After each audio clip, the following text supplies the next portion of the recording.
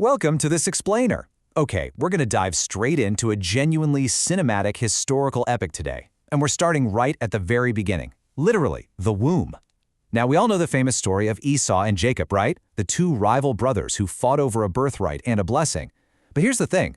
What starts as a tense family dispute over a bowl of stew actually unfolds into one of the most entangled, centuries-long histories of two entire civilizations. You see, long before they were even born, their mother received this incredible divine message. It said, "Two nations are in thy womb, and two manner of people shall be separated from thy bowels." So this wasn't just going to be your average sibling rivalry. It was the prophecy of a massive geopolitical rift. I mean, just think about the sheer weight of that statement. Two nations are in thy womb. The struggle we see between these two individuals, that was actually the genesis of two parallel historical trajectories. They developed side by side, sometimes interacting, often clashing, but always tied together by a shared ancestry that absolutely could not be erased. So it naturally begs the question, how exactly did a bitter family rivalry birth two of history's most deeply entangled civilizations? Think about it. Esau becomes the nation of Edom. Jacob becomes the nation of Israel. From the moment these brothers separate, their relationship goes way beyond just being personal. It becomes national, historical, and deeply symbolic. So let's look at exactly how their unique identities were forged. What's really fascinating here is the stark contrast in how these two nations actually develop. Esau's descendants, Edom, settle in the land of Seir, and they quickly build this powerful, highly structured kingdom. They have established leadership and kings way before Israel ever does. They're outwardly strong, deeply rooted right from the start. Meanwhile, Jacob's line, Israel, is formed through immense struggle. We're talking slavery in Egypt, wandering in the wilderness, and being inwardly defined by a divine covenant at Mount Sinai. So you've got one nation defined by this early political dominance, and the other defined by a much slower theological formation. But to really understand their national destiny, we've got to step back into their personal trauma.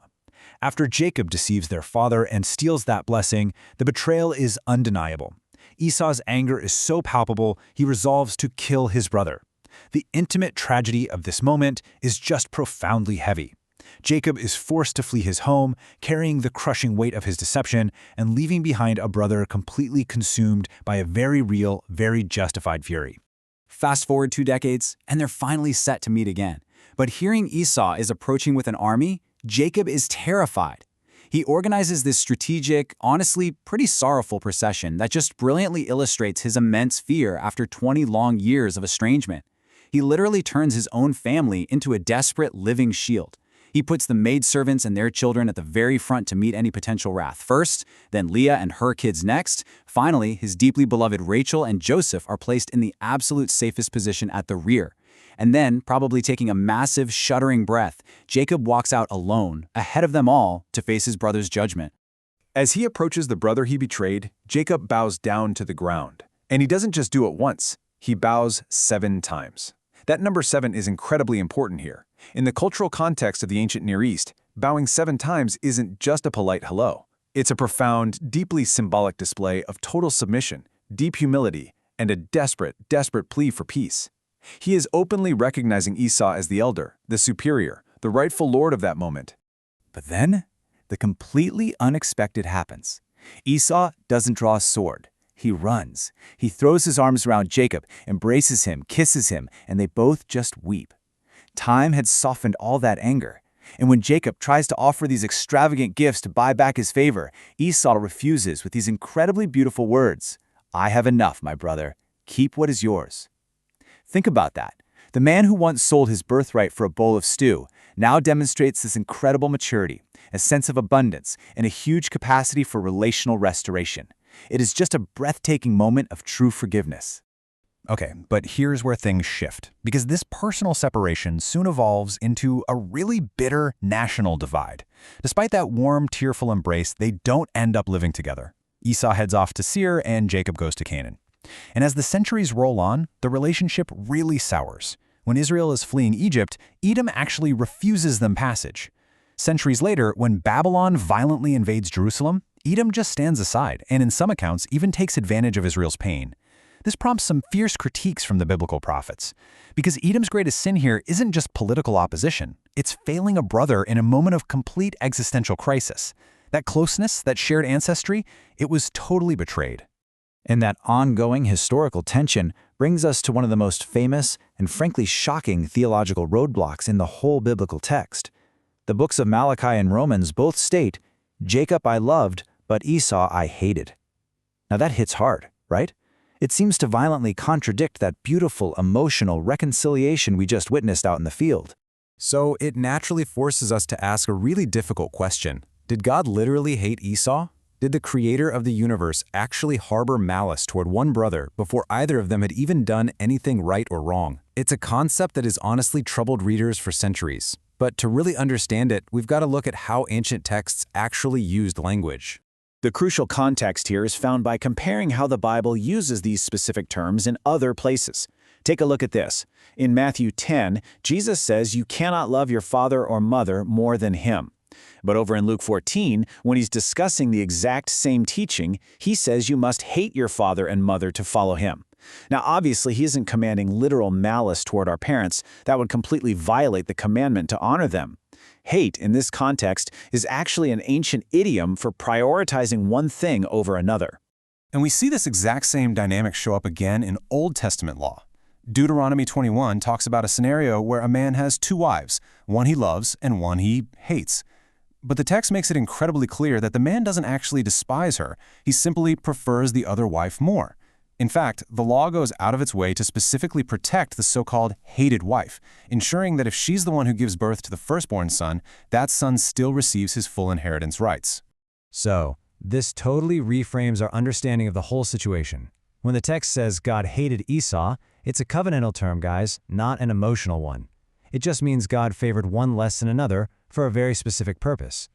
God chose to work his global covenant, that theological line of promise, exclusively through Jacob's descendants, not Esau's. Jacob was simply the chosen vehicle for that specific historical purpose of divine election. But wait, here is a truly surprising fact that almost always gets overlooked. God actually fought for and blessed Esau's descendants too. The scriptures clearly record that God loved the sons of Esau. He empowered them to conquer giants in the land of Seir, allowed them to dispossess their enemies, and granted them an inheritance of territory, exactly in the same way he later did for the Israelites in Canaan. God absolutely provided for the brother outside the covenant line with immense grace and power. Over the centuries, however, Edom's path takes this fascinating, almost melancholic turn. The Edomites don't just vanish in some sudden, catastrophic destruction. Instead, they experience this slow, quiet dissolution. They're gradually pushed westward by shifting empires. By the time we get to the Second Temple period, they're actually renamed Idumea. And eventually, they are completely absorbed into the political sphere of Judah.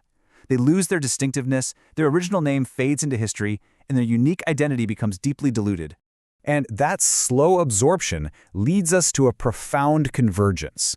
As Edom is folded into Judah, the line between Jacob and Esau becomes incredibly blurred. So I really want you to think about this for a second. Who was ruling Judea at the very climax of this entangled history, right at the dawn of the New Testament? It was Herod the Great, and Herod was an Idumean. He was an Edomite. I mean, that is absolutely extraordinary when you really grasp it.